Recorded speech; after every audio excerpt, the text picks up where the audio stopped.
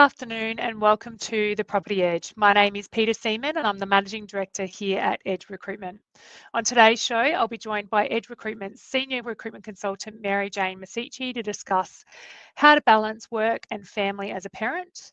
We'll be looking at the latest market trends across South Australia and we'll explore the best times of the year to search for talent or a new job according to SEEK's latest data. We'll also take a look at the latest job opportunities across Adelaide. Let's get started and take a look at some recent research exploring how working parents can balance their family and work-life responsibilities.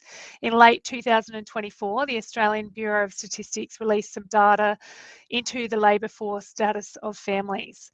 3/4 of all couple families have both parents employed, which can put a huge strain on work-life balance.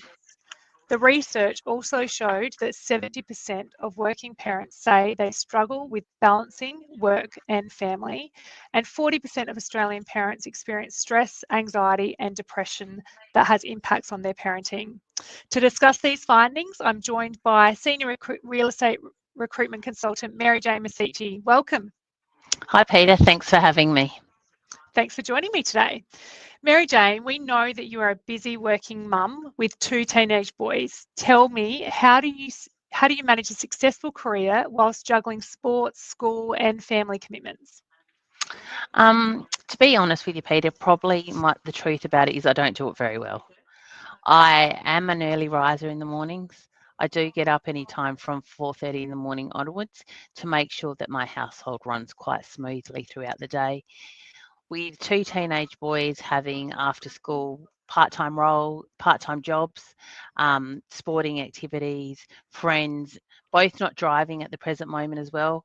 So being an Uber driver to their requirements is fairly busy, I'm sure many parents feel the exact same way that you do. Yep. Yeah. What do you think are the main impacts on other working parents? I think that there are so many different pressures in parents' lives these days. Both parents are both working. I have a husband that works various different hours, not office hours. So we're maintaining different rosters. Sometimes we are shifts in the night. With parents, it's about communication. It's about working together as a family unit to get things right for everybody concerned.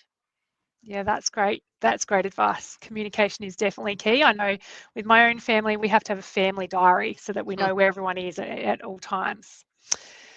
What are some things parents can do to manage their work-life balance?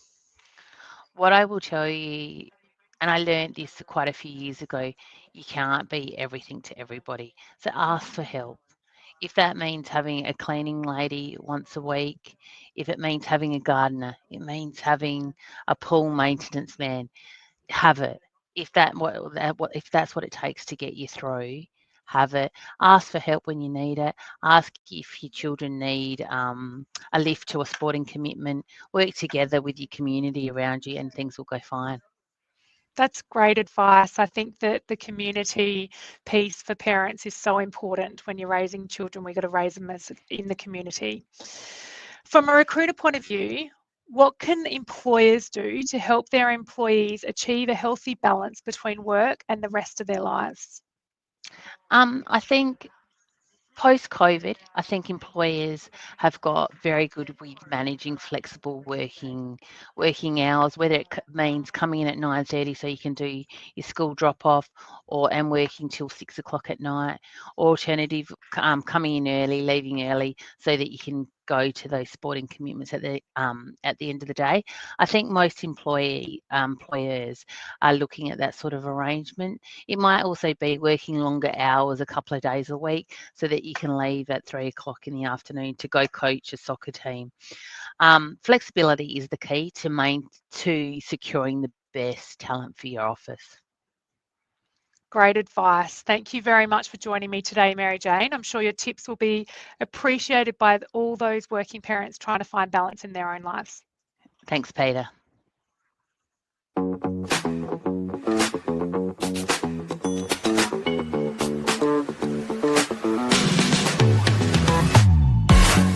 I'm John Tarnby, Managing Director of Tarnby Real Estate. We, started as a very small business, just my wife and I. We've grown pretty exponentially. Last year we were named the best small agency in Australia, and the reason why we were is because of our people.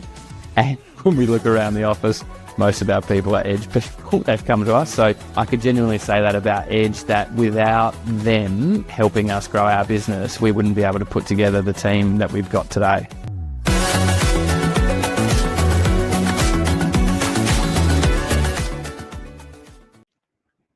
Okay, let's take a look at the property report. Unemployment rate in South Australia fell in December to 4.2% from 4.3% in the September quarter, against a national average of 4%. We also found job ads were 4% lower in SA in the December quarter than 2023 levels. However, they were still significantly higher than pre-COVID levels. This goes against the national decrease of 10%, showing the strength of current jobs in the SA market. In the property and real estate sector, job ads were down 7% in December quarter, year on year, while applications per ad here in SA are high, with 23% growth year on year, proving the job market here continues to be tight as we head into 2023. So you can see here some data from SEEK recently released a seasonality report looking at the best times to search for talent or a new job. Let's take a look. Hirers are generally going to face the most competition in August, with more ads on SEEK on average in August than across other months of the year. But with applications down in August relative to their annual peak each year in January, August is a great time for job seekers. So no surprise, job ads are generally at the lowest level for the year in December and early January, with public and school holidays making it more difficult to recruit and onboard new starters than other times of the year. January typically sees a large rebound in ads, which remain above average until April and then rebounds again.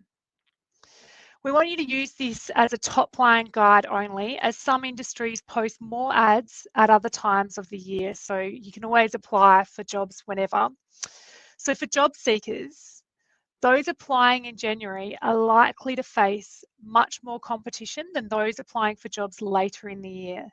Similarly, finding a job in December is likely to be difficult, with applicants competing for fewer jobs. In terms of the best time to job hunt, there is less competition for roles in August and September, and this is when applications per ad are below average for most industries. This week's latest job opportunities are presented by the 2025 Market Report Survey. Have your say on the future of work and help us identify salary trends, talent attraction and retention strategies in your industry. Visit edgerecruit.com.au for more information. Since 1998, Edge Recruitment has been Adelaide's leading recruitment agency in the property and real estate and general administration industry. So let's take a look at the 4 hot jobs that we've got on in the Edge team at the moment. So we've got a property administrator, a permanent full-time position based in the Adelaide CBD. We've got a client-side project manager, a temporary full-time position, also located in Adelaide CBD. A residential property manager located in Adelaide, permanent full-time, and a real estate property manager located in Adelaide as well. So that's it for today. Jump onto Edge Recruitment's social media across LinkedIn, Facebook and Instagram. If you have anything you'd like to add to these topics we've discussed today, and also to stay ahead of the job market and be the first to hear about any new property and real estate job opportunities across Adelaide. Thank you for joining us this week for this week's The Property Edge. We will be back soon with the next edition to cover the latest market and employment updates